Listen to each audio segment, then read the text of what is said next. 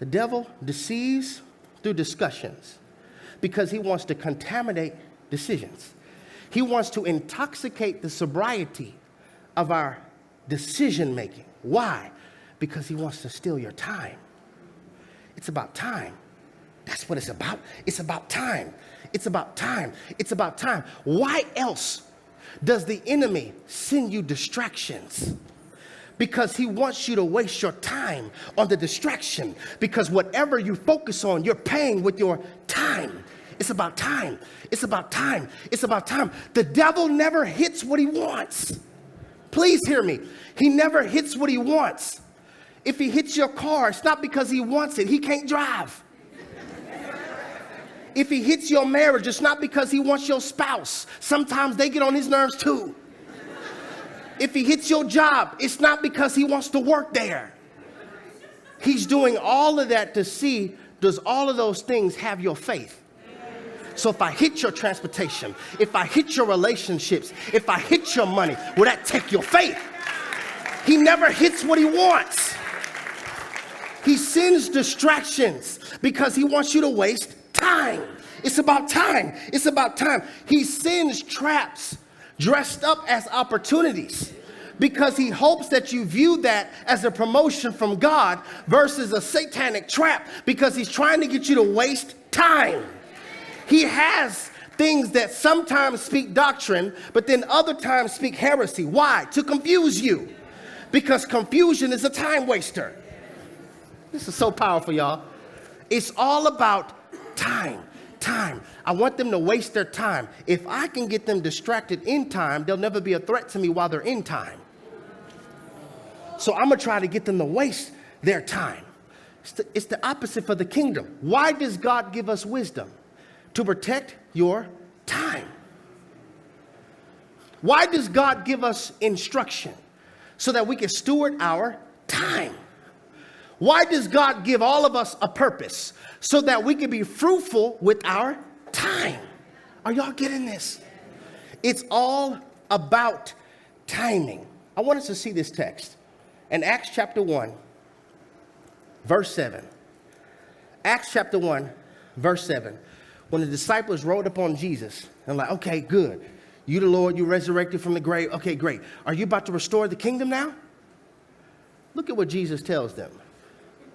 He said to them, it is not for you to know the times or the dates that the Father has set. I love when the Bible compliments. Okay.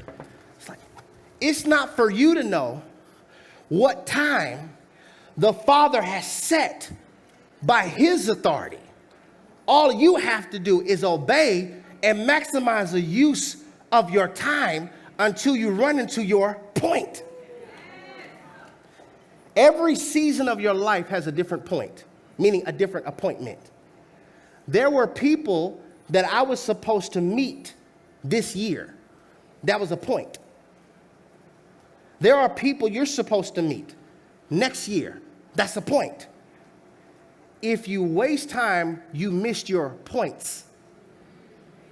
And if you missed your point, eventually you will go to the grave never making a point. This is so good, y'all. You are designed to leave an imprint on the earth. Why are you here? Why do you think everybody's fingerprint is different? So that when you leave the earth, you left an imprint on time while you were in it. So that when you go back to the Father and he asks you, what did you do with the time I gave you? You could say, I stewarded the time well, and I surrendered my life to the gospel, and I won souls with my time. I broke this down even further where we can see how fragile time is. There are 8,760 hours in 1 year. 8,760 hours in 1 year. Somebody say time. Now, the average life expectancy in America, here in America, is 77 years old. That's just the average lifespan. So I did a little math. The average lifespan in America is 77 years old. That means that is 674,520 hours. Okay? So that's just a rough means of the average lifespan. You got 674,520 hours. If you're 30 years old right now, you've already used 262,800 of those hours. Okay? I want you to see how life is like a vapor. I'm still young. Okay, bet. You 25. All right. You've already used 219,000 of those hours. If you're 50, somebody said, oh gosh. If you're 50, you've already used 438,000 of those hours.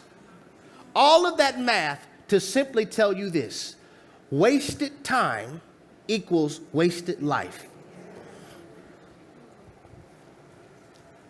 Sometimes your phone will tell you, you spent 15% more time this week on your iPad, on your iPhone. Just imagine if you increase your prayer life by 15%. 15%. You come here, service starts at 12, we're usually done about 1:30. That's 5% of your day. 5% of your day can make a 100% difference in your life. I'm trying to get us to view every show, every person, every relationship, every conversation, every scroll as a payment. That's what I'm trying to. Nothing is wrong with watching TV if during the day you paid attention to stuff that paid you back. But we are entertaining ourselves to death, and we're wasting time to where we end up feeling like, what's the point? And God's like, you're not maximizing your time and obedience to get to the points that I have for you. There's an appointment for you in every season of your life. Every season of your life, there is an appointment.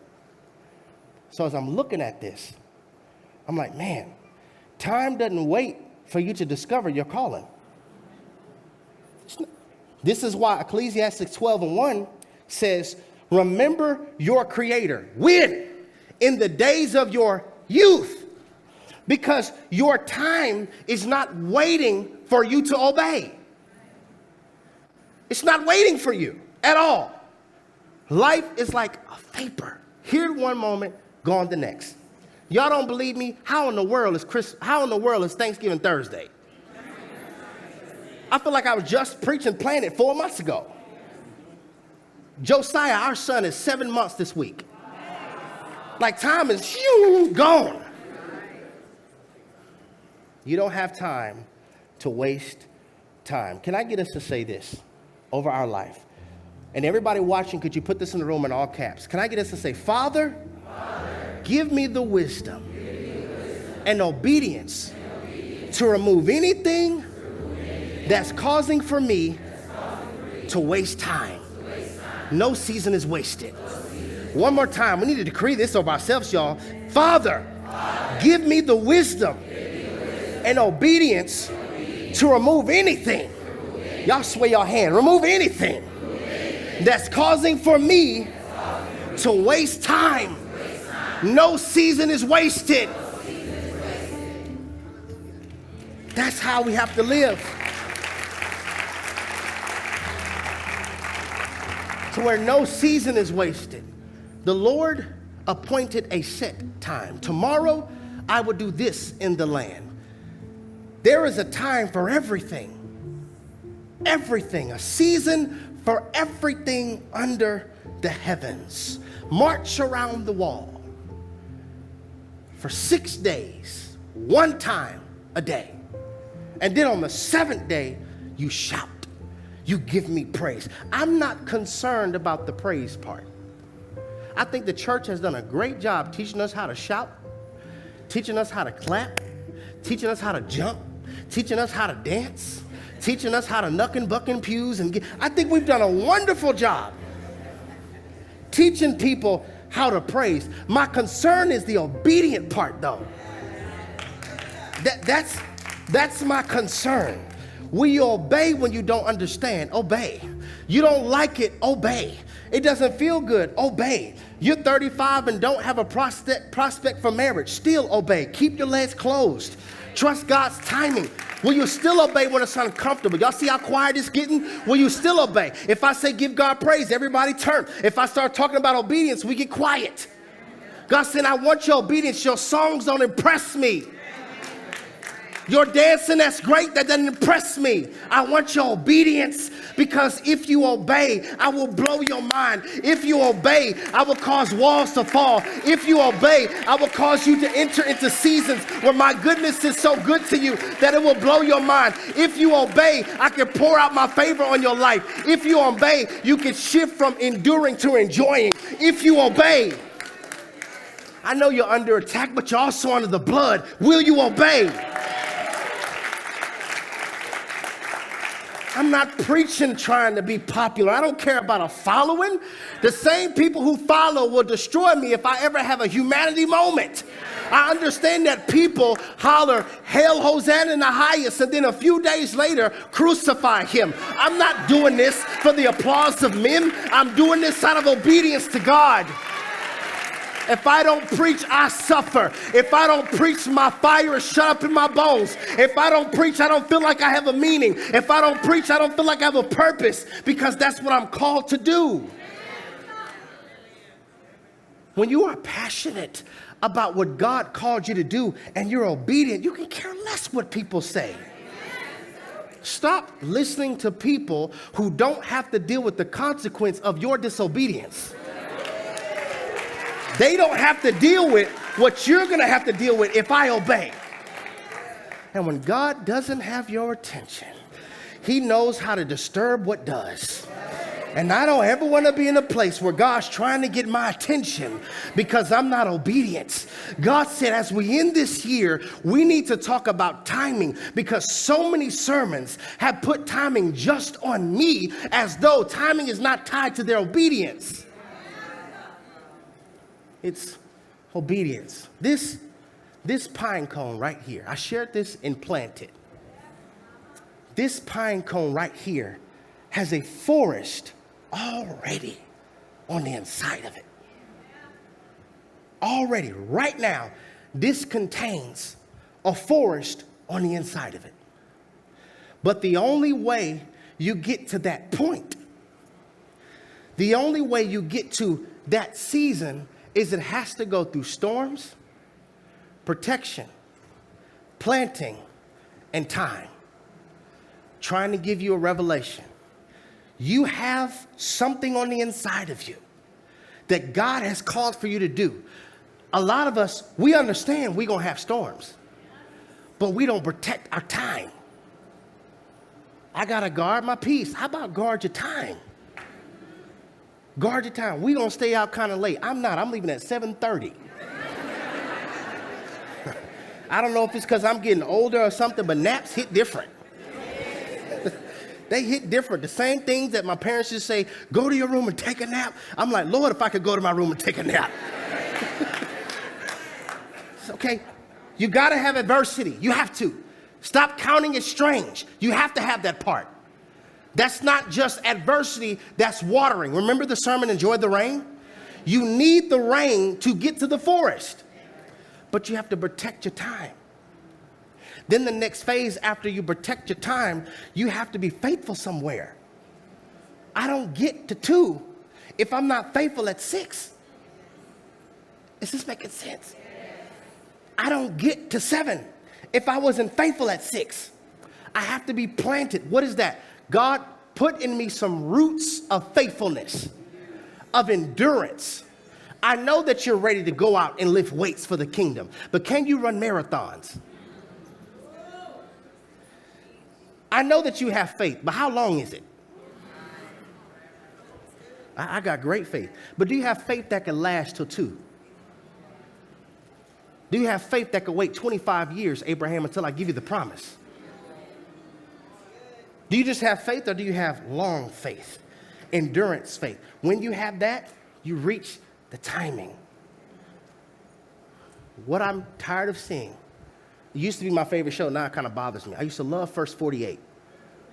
Now I'm like, man, there are so many people who aren't making a point with their timing because they keep making foolish decisions. And you have a generation that's dying without making a difference.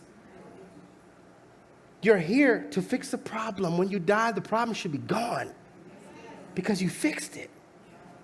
So I get it. What the devil would do is he would try to use your past or try to get you to fear the future, which will cause you to be stuck at a certain time.